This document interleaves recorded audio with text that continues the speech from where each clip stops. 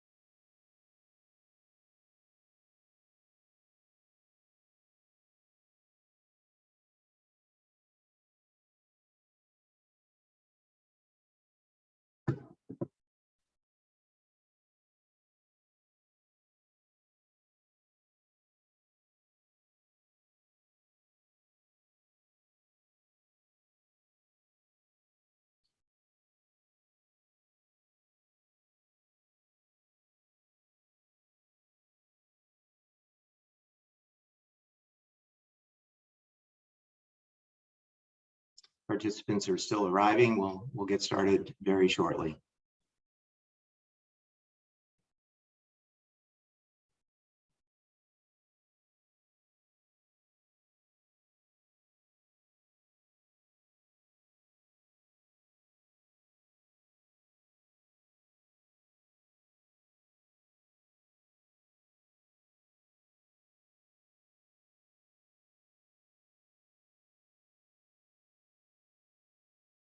Welcome, everybody. My name is James Lynch. I'm the Regional Resource Director for Virginia and Washington, D.C. with Care and Treatment Centers.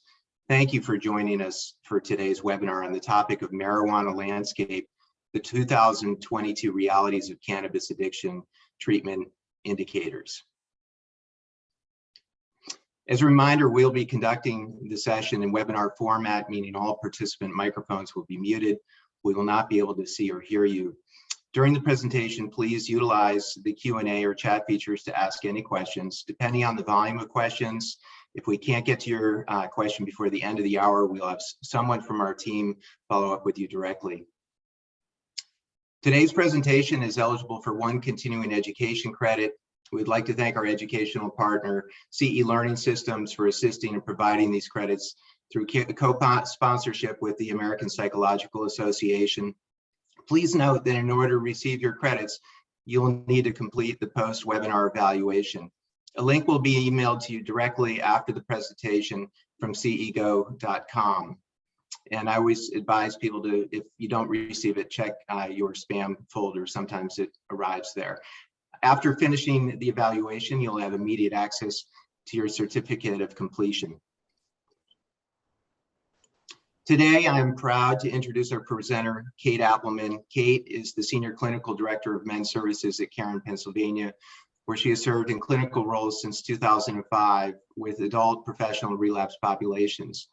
Kate's areas of expertise include a focus on men's addiction treatment and recovery, as well as relapse treatment and prevention, motivational interviewing, and working with family systems impacted by addiction. Her oversight of men's treatment services and counselor assistance on the Pennsylvania campus allows for a strong focus and emphasis on staff growth and professional development.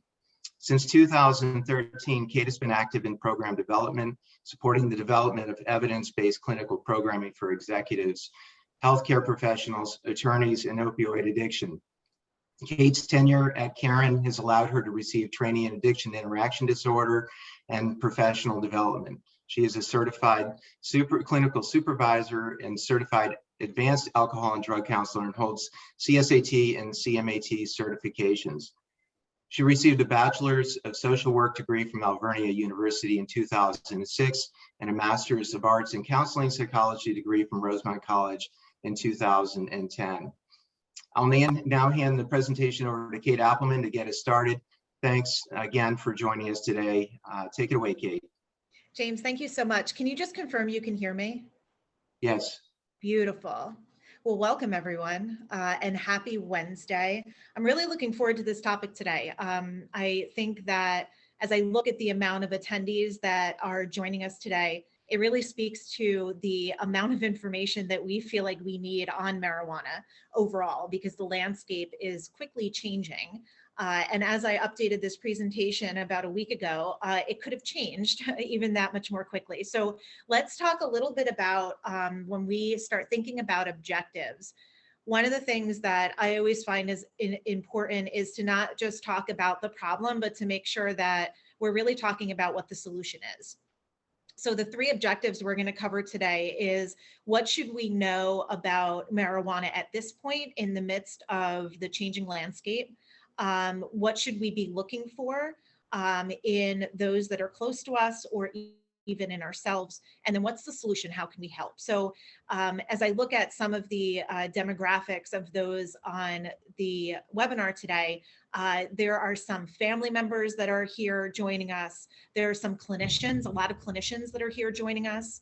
And people that work in the field in different capacities. So as we talk about how we can help and start really thinking about some of the methods around prevention and intervention, we're going to talk from a clinical standpoint, but also from a family standpoint.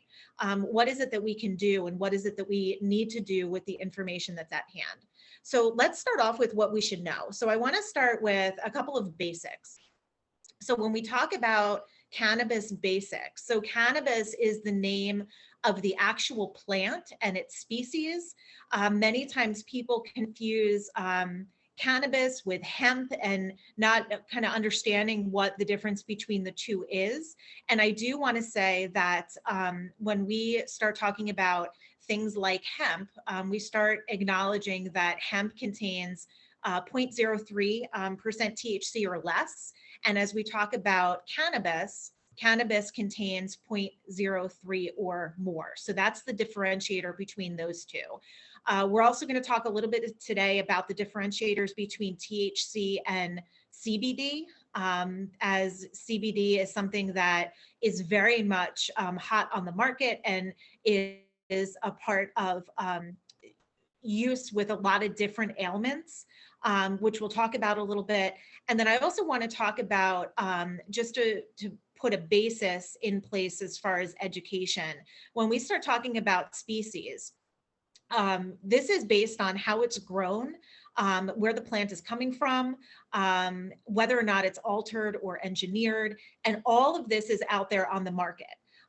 So when we talk about sativa having a greater THC content, one thing to really acknowledge is that THC is the chemical that is mood and mind altering.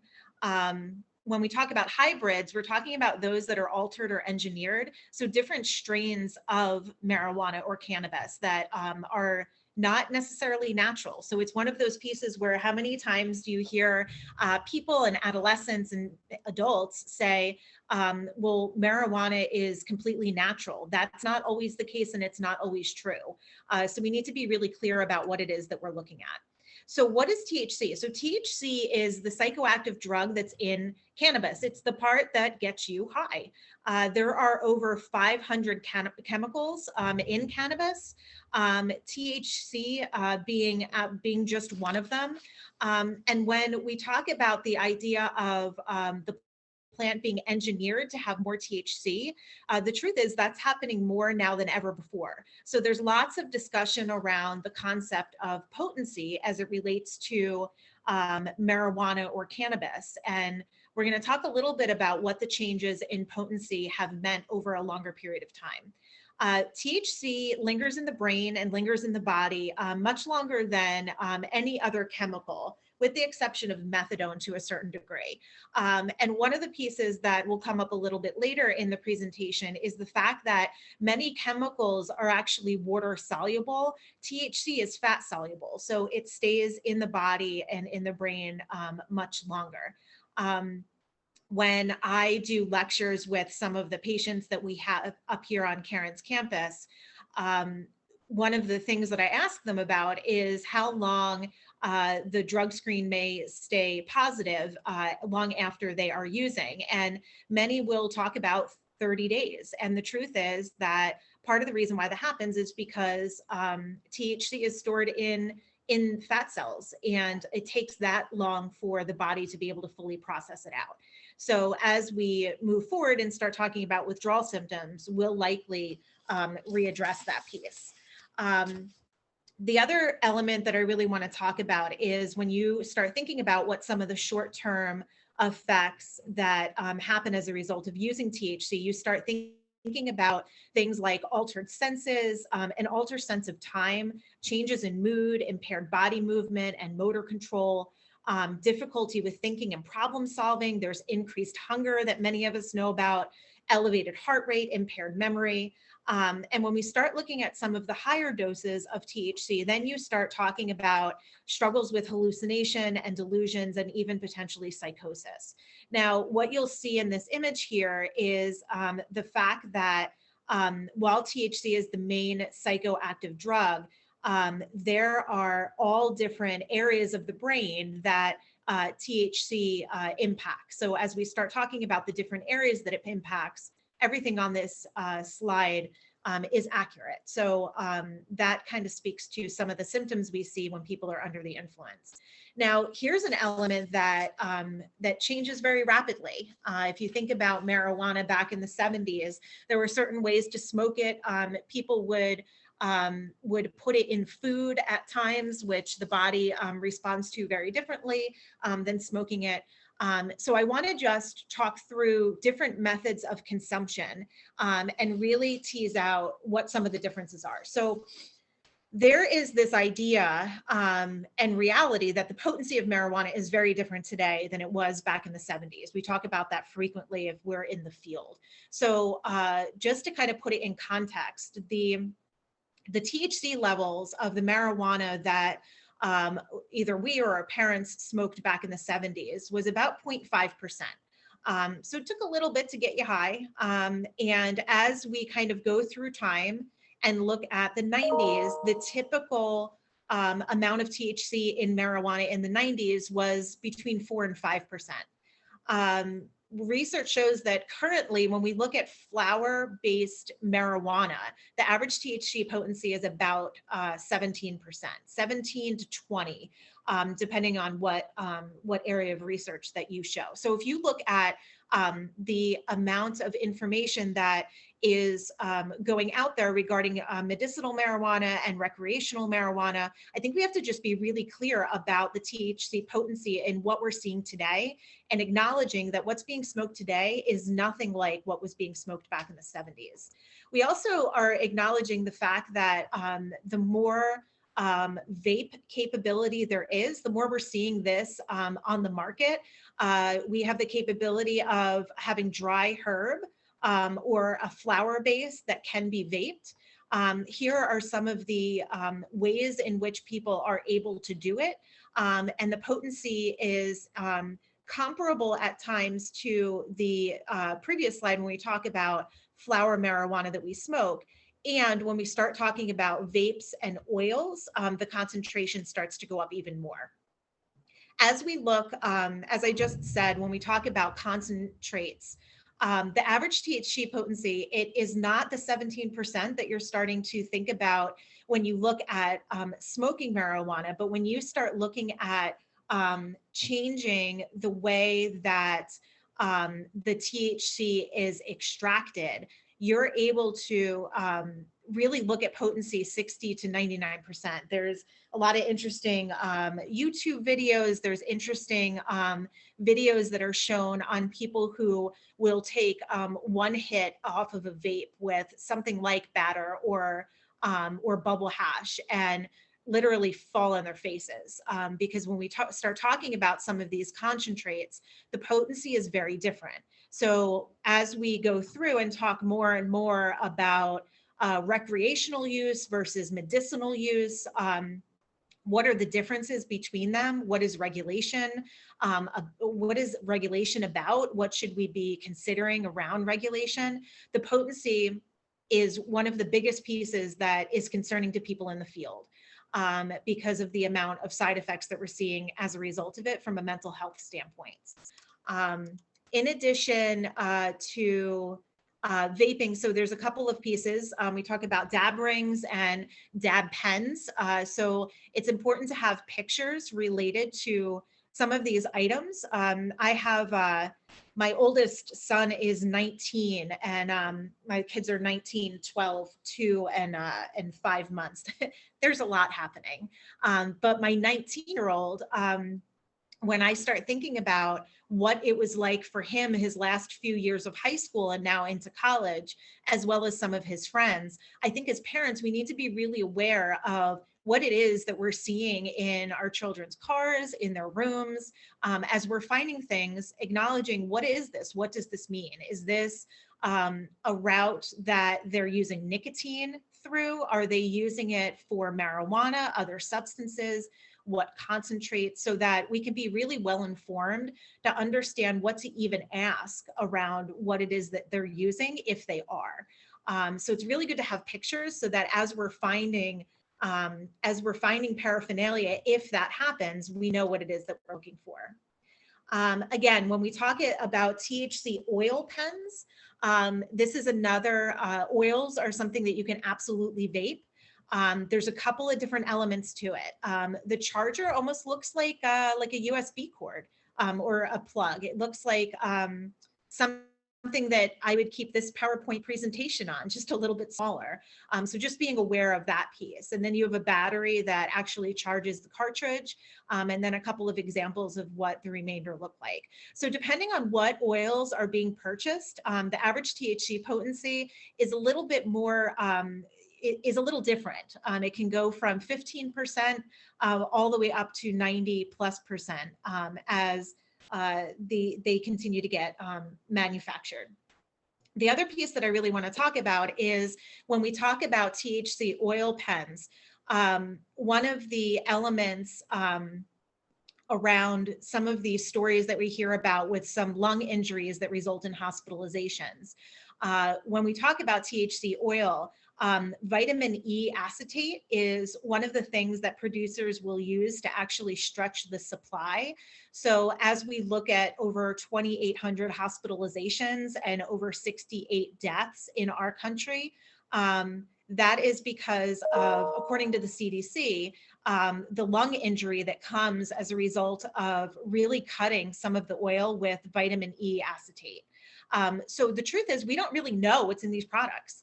And our kids don't know what's in these products because they are all different. We don't know what they're cut with. And I think those are some of the things that are important to know and to really be able to educate our kids and ourselves on. And then we start talking about edibles, right? So I think about the 70s through the 90s, pot brownies were a thing, have been a thing, still are a thing.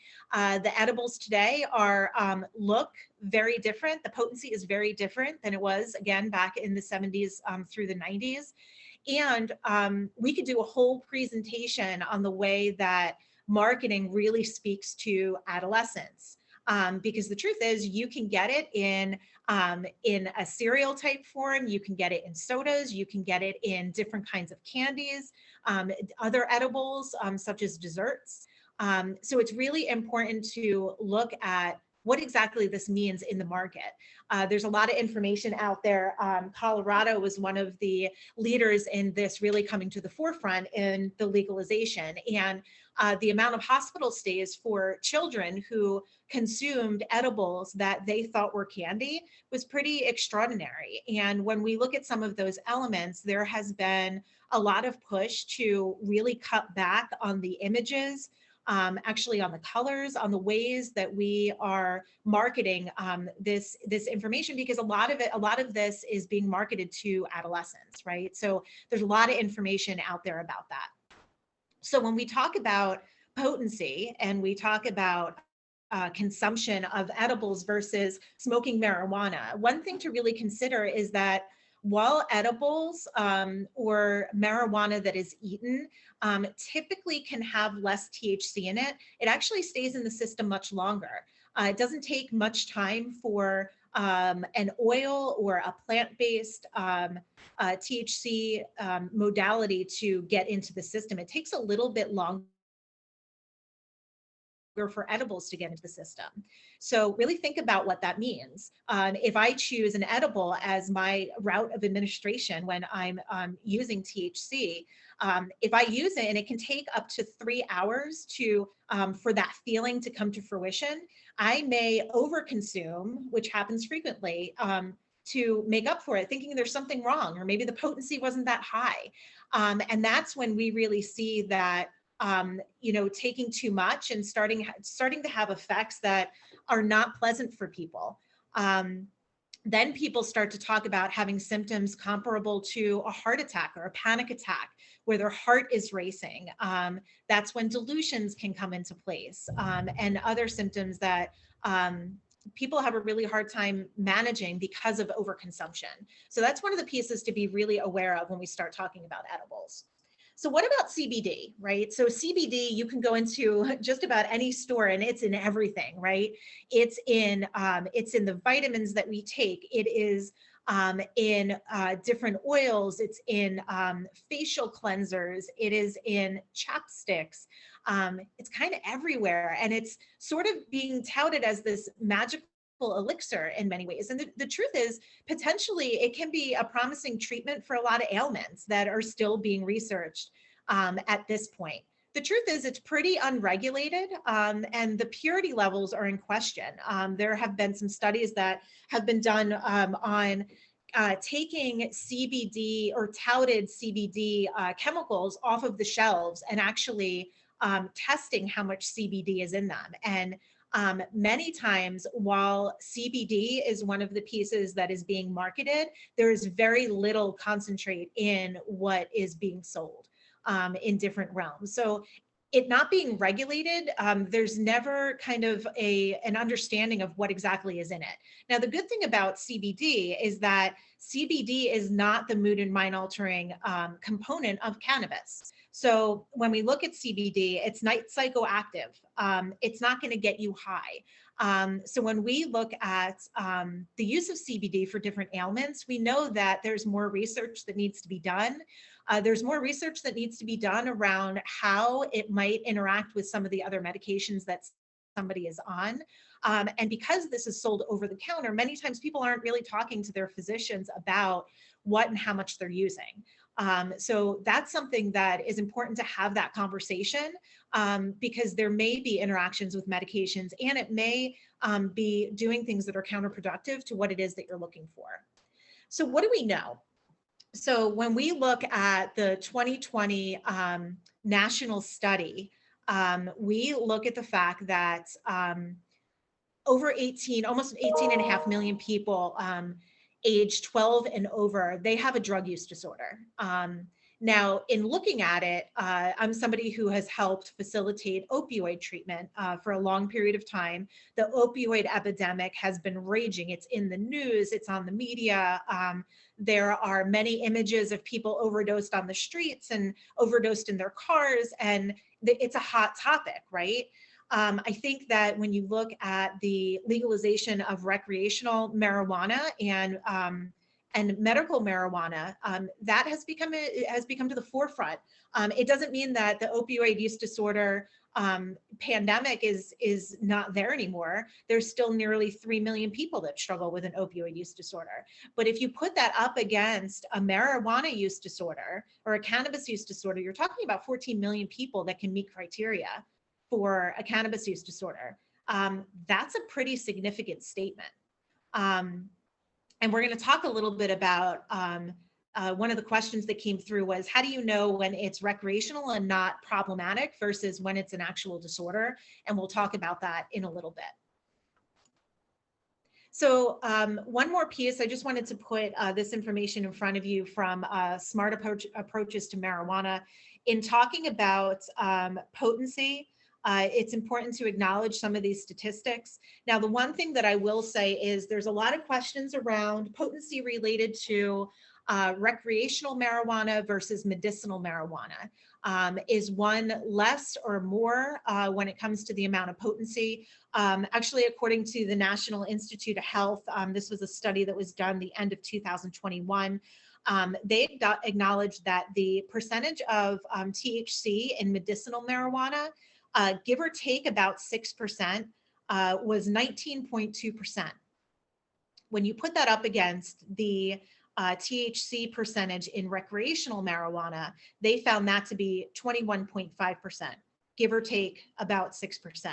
So they're pretty much neck and neck when we look at how recreational marijuana and medicinal marijuana are pitted up against each other when it comes to potency. The other piece to talk about with potency, this slide talks about potency and consumption. So the change in marijuana potency today for daily users versus 20 years ago for average weekend users, quote unquote, is comparable to a 20-ounce soda per day versus 33 16-ounce cappuccinos per day. I'm somebody who thinks in pictures. I like visuals. And this is something that when we really start talking about potency and consumption, just really look at this piece. So as we start thinking about how is it that we want to educate our children about this, how is this going to impact us as employers, us as therapists, us as politicians in the way that we understand law, and the way that we really look at, you know, what should be passed, what should be regulated, how it should be regulated. We need to really acknowledge that potency and consumption is very different today. And we need to understand that and have an informed conversation around some of these elements. So one of the questions that comes to mind and I'm asked frequently is, what's happening at Karen? What's happening in your neck of the woods? So as James had talked about, I oversee all of men's continuum. So I have an understanding of what's happening in a couple of different age populations, including adolescents, as well as when we look at healthcare professionals and what it means in that landscape, what it means for people who struggle with relapse that are actually in our relapse program. There's a couple of pieces that that are true. Marijuana is the primary drug of choice for adolescents that seek treatment at Karen. There was a study that was done the end of 21 from NIDA that identified that marijuana for 55% of people aged 12 to 17, marijuana was the reason for admission. We're seeing that. So we see marijuana as the primary drug of choice for our adolescents that are seeking treatment. And more than 90% of our adolescents and young adults admissions identify marijuana as one of their drugs of choice. A question that comes up frequently is, can marijuana be safely used for opioid withdrawal? So if marijuana is used to help with sleep, to help reduce anxiety, to help with some issues around food intake that reduces with opioid use disorder, should it be used as one of the ways to get off of opiates? And one of the issues that happens is because of the high potency today, we have found that people have successfully gotten off of opiates, but have come out the other side with a cannabis use disorder that is wreaking havoc on their life just as much as an opioid use disorder. The other thing that we're seeing is cannabinoid hyperemesis syndrome, CHS, which there's more and more information out there about this. This is where we're seeing a lot of younger people, teens, young adults, even into adults come in, and they have vomiting that persists for days and days and days in trying to come off of marijuana, especially when they are daily consistent users of high potency marijuana. So we're seeing that more and more up on our campus. There's also a significantly higher relapse rate on marijuana. So as we look at our standalone relapse programs, for many people, as they talk about either getting a medical marijuana card or attempting to use it recreationally, that is for people resulting in more of a relapse process, that sometimes people are coming back into treatment just for marijuana, and other times they come in for marijuana and other substances that come back on board. Here are some statistics between 2014 and 2019. So we're about 2 years behind this, but it talks about marijuana as a primary a primary use disorder, as well as the total amount of patients that we've treated as a result. So marijuana withdrawal symptom. For years and years and years, I've been at Karen 19 years, and in talking about marijuana, there's always this debate of, is it addictive? Can you become dependent on it? And does it have withdrawal symptoms? So when you look at the DSM-5 criteria for a cannabis use disorder, withdrawal and tolerance and craving are all symptoms that are attached to a cannabis use disorder. When we talk about withdrawal, there are a constellation of symptoms that we typically see when it comes to withdrawal. Irritability, anxiety, there's craving that comes along with it. Sleep actually gets worse. There's a decrease in food intake. All of those things are very much true when it comes to withdrawal. Now, typically in the past, what we have seen up here in Karen is that if marijuana is staying in the system for 30 days, many times the withdrawal symptoms we used to see actually in extended care or in our outpatient settings after people have been abstinent for over 30 days. What we're finding now is that the higher potency of what people are using is resulting in them having withdrawal symptoms similar to those that are coming off of benzodiazepines and alcohol and opiates, that we're seeing them lifetime here in treatment because the potency has been so high. So we're seeing that actually more and more over the past few years. So the question is, what do we look for? So whether you're a clinician, if you are a family member, if you're somebody that is just interested in marijuana on this Wednesday afternoon as you're eating your lunch, hopefully, the question is, what are we looking for? What do we need to be aware of? And what should we be concerned about?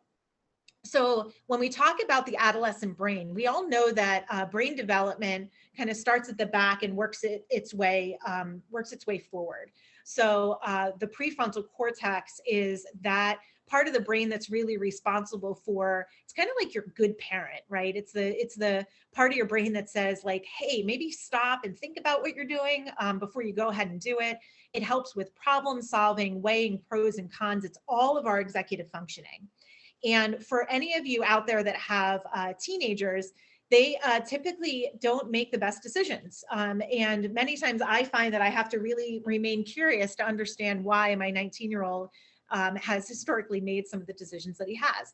And the truth is, it's because your prefrontal cortex isn't fully developed until you're 25. We know this as it relates to research. So the fact that the brain has plasticity is a great thing. It creates opportunity for learning and development. Teenagers can learn new languages and have incredible brain development, especially from age, kind of all the way up through age 25. The other problem with a developing brain is that there's much more vulnerability that comes along with that. So the longer our teenagers hold off on using any mood and mind altering chemicals, the better off they are. And we'll talk about that in a little bit more in depth. But our teenagers and young adults, they're hardwired to really take risks. As we look at, the brain's response to addiction kind of overall, I don't come from a medical background. I'm a clinician. And when I talk to patients about that battle, really what happens is it's this battle between limbic system and the prefrontal cortex. The limbic system says, take the risk, feel good. It's emotion over logic. The hippocampus, which is the memory center of the brain, the amygdala, which is the emotional center of the brain, they're all working in conjunction that say, when I do this, when I take this chemical, it feels good, and I'm going to remember that. And when we talk about addiction, addiction is really the battle between the two, the limbic system and the prefrontal cortex. The prefrontal cortex is saying like, hey, hold up, this probably isn't the best idea. It's putting you in with people that are probably not the best people to be connecting to. If you continue to smoke now, you won't be able to study for your exams that are coming up tomorrow, and so on and so on and so on. And with adolescents, they're already in this position where emotion over logic is, that's kind of the name of the game. because part of their job as they develop through adolescence and young adults and into young adults is to increase their logic muscle. It's like going to the gym. The idea is to lift the logic muscle for them. They also, they're very much group oriented. So when we talk about this concept of peer pressure and a teen's brain really being under construction, that's a huge caution. And we'll talk about that a little bit more.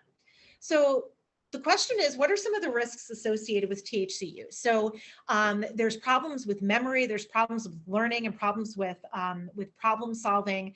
Again, the impact of the prefrontal cortex, which is what is responsible for learning and problem solving, really distorts perception in a lot of ways. So when we talk about the changes in sensation, when we talk about perception of self, others, and the world, there's a significant impact on that. There's a sense of apathy where there are times when people really struggle with motivation and motivation for change, motivation to connect with other people, especially in a time right now where a lot of our life over the past couple of years has been technology driven. So as we look to reconnect with people, that apathy with increased THC use has become incredibly problematic. I could probably do a whole nother presentation on the comorbidity of marijuana and gaming and online gambling because the two go hand in hand really frequently. Also an increased risk of mental health illness. So we'll talk about that a little bit more as we go along. Unpredictability. So as we are seeing more and more hospitalizations related to lung conditions, related to motor vehicle accidents, related to psychosis and active hallucinations, we don't know what's in what it is that we're smoking. We don't know the potency. We don't know how concentrated it is. With edibles, we don't know when it's going to kick in and end up taking more than intended, which is one of the symptoms of a cannabis use disorder. So these are all risks associated with THC use that we really have to be aware of. Also with our adolescents, but also through adults and adulthood, drugs are a really good tool to use for coping and is used for many, many different functions.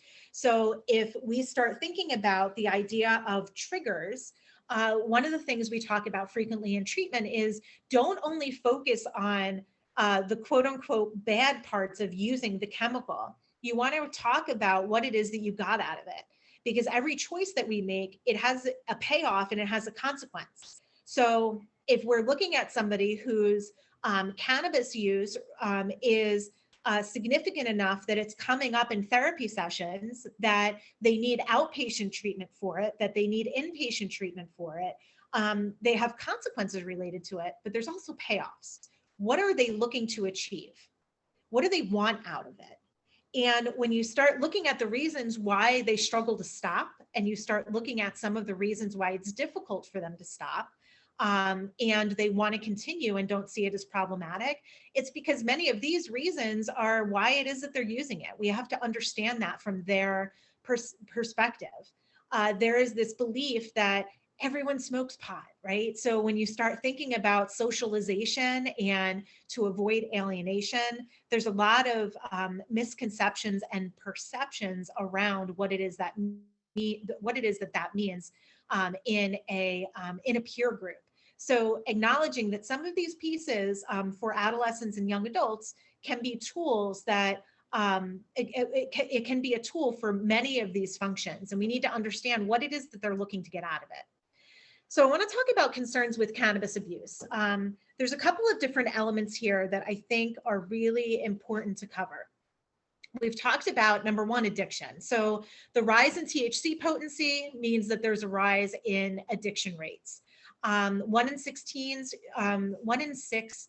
who use regularly actually become dependent. So where several years ago, there was this question as to whether or not people can become dependent on cannabis, now we acknowledge that A, they can, and B, many of them are. So upwards of 15 to 20% of teens are. Because the truth is there's psychological dependence and there's physical dependence. So as we look at criteria for a cannabis use disorder, the symptoms that we really start to consider as it relates to physical dependence is withdrawal symptoms, is tolerance, and is cravings. The rest are really some psychological symptoms. The need for, tolerance is the need for more to achieve a desired effect. I used to be okay smoking a joint. Now I find myself needing to smoke and take edibles. I find myself going more towards concentrated oils because I get more of an effect and need more to achieve that desired effect. So when we talk about addiction, that's a huge piece and a huge concern that comes along with cannabis use. There's a lot of concerns around learning. So I have been doing on campus lecture on post-acute withdrawal symptoms for years. And I have this slide that, that talks about some difficulty with concentration as one of the post-acute withdrawal symptoms that comes with addiction. And I have on there and have for years that it doesn't impact IQ. And I recently, as a result of a study that came out of New Zealand, I had to change that slide because we're finding that there's evidence that long-term abuse actually lowers IQ, which we'll get back to. It interferes with problem solving and impacts the hippocampus, which is the memory center of the brain. So when we look at adolescents that are really struggling in school, the question is, how much is this a comorbidity with some of those struggles? Driving, cannabis impairs judgment, alertness, concentration, coordination, reaction time. I remember having a conversation with my son 2 years ago. He would have been 17, and having the conversation about why it's important not to drink and drive. So focused on don't drink and drive, and being responsible and what that means. And the comment that he made to me was, "Mom, drinking and driving, no one thinks that's cool. It's like really stupid. No one really does that because it's dumb. But everyone smokes weed and drives because they don't think it's really that much of an issue." So while I'm sitting here thinking, man, I'm ahead of the game when it comes to parenting him, and we're having this conversation now, he's telling me, you know what? We should probably be talking about smoking weed and driving, even more so than drinking and driving, or maybe in conjunction with. So driving is a huge factor.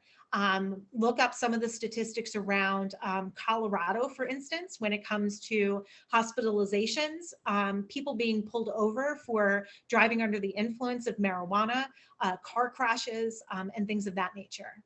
It's really interesting data and terrifying data when we look at where we're heading or already are when it comes to legalizing recreational use. Mental health implications. So with the higher potency, it brings acute psychosis. We're seeing that more and more. It used to be irregular that someone would have psychotic symptoms secondary to marijuana use. We see that regularly now on our campus, as many of you may as well if you're in the treatment industry. Marijuana is often touted as something that really helps with mental health issues. And it's just not accurate. When we start looking at the higher potencies, it actually makes mental health issues worse. There was a longitudinal study that was done with over 400,000 participants that found that higher potency marijuana actually made every psychological or psychiatric malady worse. And I'll show you that study in a little bit. And then obviously lung health for those people who are currently smoking it, lung health for those who are in the midst of, being in a car or being in a household with other people that are smoking it. They say that a joint historically has been comparable to the lung issues related to someone who smoked a pack of cigarettes. So a pack of cigarettes is comparable to one joint. That has to do with the current smoker, but that also has to do with those that they're smoking around. So all of these and then some are some of the concerns that we're seeing. What is it that we want to be aware of? So warning signs, physical changes, I'll leave this with you, behavioral changes, productivity changes. We see a lot of issues with marijuana and health, which we talked about a lot of these, lassitude or a lack of energy that comes along with use. Angiogenesis, that's where new blood vessels are formed to deliver oxygen. So this actually plays a role in, is vital for growth and development. The more marijuana that people are smoking and the higher potency, that becomes an issue for people. So the question is, how can we help? What does doing a thorough assessment really look like? So we're the family member or the clinician or the person that's working in the educational system. Here are some of the symptoms that you want to be aware of. Now, the crazy thing is that if anybody has adolescents, other than evidence of paraphernalia, any of these could be related to hormones of just people being adolescents and how difficult that is. But these are some of the things that we very much want to pay attention to. We also want to acknowledge that the criteria for a cannabis use disorder is right here. So when we look at a mild use disorder, we're looking at 2 to 3 symptoms. A moderate use disorder is 4 to 5 of these symptoms, and 6 or more is a severe use disorder. So as we're working with, as a clinician, these are the things that we want to take into consideration. As a family member, it's not your job to diagnose your child or your significant other. It's probably a really bad idea, but it's really important for you to acknowledge that if something is problematic, these are some of the things that you'll take into consideration. It's also really good to look at a 360 assessment. We are acknowledging that it's not just psychological issues, but psychosocial issues. It's important to really look at what are people's goals in their own development, and how is marijuana getting in the way of that.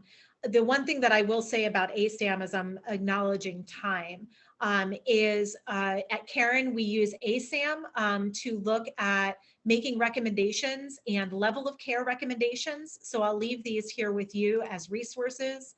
And also acknowledging that when we look at some of the other chemical use disorders that may work in conjunction with a cannabis use disorder, as well as behavioral addictions like gambling, like gaming, and some others, just acknowledging that while someone's stage of change may be one way as it relates to cannabis, it may not be the same stages of change when it comes to some of the other addictive symptoms and issues. We work with that a lot here in treatment. I'm really ready to stop smoking weed. I'm not ready to look at my gaming. I'm really ready to look at my gaming and alcohol intake. Don't talk to me about weed because I am not ready to stop that. So stages of change is something that I think is really important. I think it's also important to understand the barriers. So since COVID-19, there's people who have really looked at cannabis as one of the ways that they have coped with the pandemic. When we look at all of the issues and information around pro-legalization, there's just a lot out there when we talk about the normalization of it. So as a clinician, as a family member, just acknowledge that these are some of the things that you're going up against. And it's difficult to tackle because of some of these misconceptions. And the truth is there's not one marijuana user profiler, a profile. I know that when I went to school, there were people that used drugs and there were people that were potheads. It doesn't quite work that way anymore because the people that are using marijuana in different ways don't necessarily have just one profile. So how else can we help? Educate as much as possible to debunk some of the myths that are out there. So this belief that marijuana successfully treats mood disorders, not really accurate. So when we look at the National Epidemiological Survey, this was actually from 2005. Even back then, when the potency wasn't anywhere near what it is today, that survey that surveyed over 400,000 people found that every single psychiatric malady was made worse by marijuana. Marijuana exacerbates psychiatric symptoms. Another study that I want to highlight. Marijuana use, it impacts intelligence. I talked about this New Zealand study that talks about a 6-point drop in IQ. This is a study from 2019. So when people ask me as a professional, when should we look, if we were going to legalize marijuana, what should we do around parameters? One is we need to really look at reducing the potency. And 2 is the recommendation that the age of it being legal, I would say would be 25 because of the impacts on a developing brain. It's also important to really highlight risk and protective factors. You can use this in a therapeutic setting. You can also acknowledge, as a parent, as a loved one, what are some of the things that you have control as far as putting into place in the protective factors. As we look at kind of people who are kind of flipping into what addiction could really look like, genetic predisposition actually makes up for 50% of those who become addicted, not 100% of them. When we start using at a young age, the earlier the onset, the more of a chance someone is going to become addicted to it because of the aspects of the developing brain. So we have to be aware of that. And looking at what is it that we have control over as far as moving people from risk factors into protective factors. So what is it as a parent, as a loved one, as a teacher, as a clinician, how can I help increase protective factors in those that I am connecting with? How do we help to support families? It's really important to give people the language to talk early on, acknowledging that parents are the #1 influence on a child's relationships to drugs and alcohol. People believe that it's a social network that is the #1 influence. It's actually parents. What you say matters. What you accept matters. The guidelines that you put into place really matter. There's a couple of conversation tips. I'm somebody who, if I'm going to have a conversation, I will likely drive to Dunkin' Donuts, or maybe on my way to the mall, or maybe on my way to somewhere with my child where they are a captive audience in a car and they don't have to look directly at me. That's where I have some of my best conversations. But just think about what are the conversations that we have in place around some of these elements. And if you suspect use, what is it that you can do? Don't talk to them while they're under the influence. There is absolutely no point. If you're going to put consequences in place, make sure that you enforce them. These are some of the pieces that would be good to really work with your support network, work with a therapist to kind of put some of these elements in place. Also, know what your resources are. There is a ton of information out there through NIDA, through smart approaches to marijuana. There's a lot of information out there around what's happening currently in our landscape and the things that you do have control over. I want to talk about the problem. I also want to talk about what some of the solutions are. And when we start talking about knowing the resources, it's really important that if you're struggling, if your loved one's struggling, if somebody that you know is struggling, that we have the right places to send people to get the information.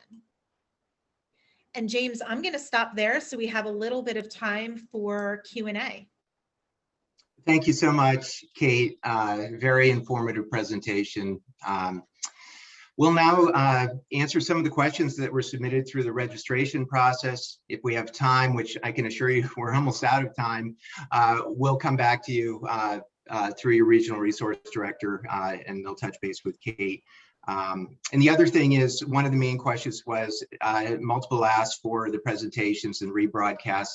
Absolutely, we'll have them to you within the week. So with that, we've got about 3 minutes to go through a couple of quick questions. Kate, what are the thoughts on vaping and THC medical versus the recreational marijuana? You touched a little bit on that, but maybe a once over on that.